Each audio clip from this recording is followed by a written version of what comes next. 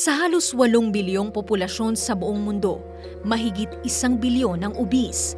Ang obesity ay isang sakit kung saan abnormal o labis ang pagkaipon ng taba sa katawan na maaaring makasama sa kalusugan. Ang pagiging obese ay maaaring dulot ng sobra-sobrang pagkain, kakulangan sa pisikal na aktibidad, nasa lahi, o epekto ng iba pang sakit gaya ng hypothyroidism at Cushing syndrome. Ito ay nakakaapekto sa iba pang parte ng katawan gaya ng puso, atay, bato, kasukasuan, at reproductive system. Maaari rin itong magresulta sa sari-saring mga sakit gaya ng type 2 diabetes, cardiovascular disease o sakit sa puso at daluyan ng dugo, alta presyon at stroke, iba't ibang uri ng cancer at mental health issues. Mas malaki rin ang posibilidad ng hospitalization sa COVID-19 ng mga taong may obesity. Paano malalaman kung ikaw ay obese?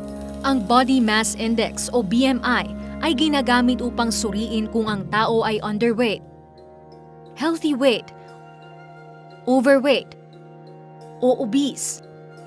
Upang makuha ang BMI, ang weight ng isang tao in kilograms ay i-divide sa square ng height nito in meters. Halimbawa, kung ang iyong weight ay 55 kilograms at ang iyong height ay 1.65 meters, ang iyong BMI ay 20.2.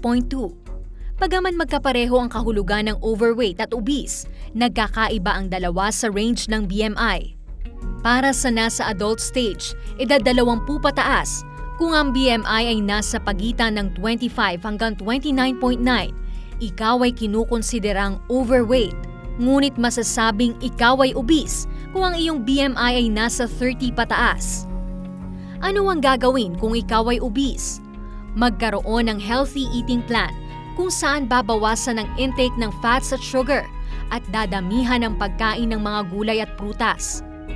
Mangyaring kumonsulta sa doktor kung ano ang mainam na healthy diet para sa iyo. Kasabay nito ay ang regular na physical activity at pagiging aktibo para naman sa pag-burn ng calories na nasa katawan. Sa kasalukuyan, may mga gamot na napatunayang ligtas at mabisa kontra obesity.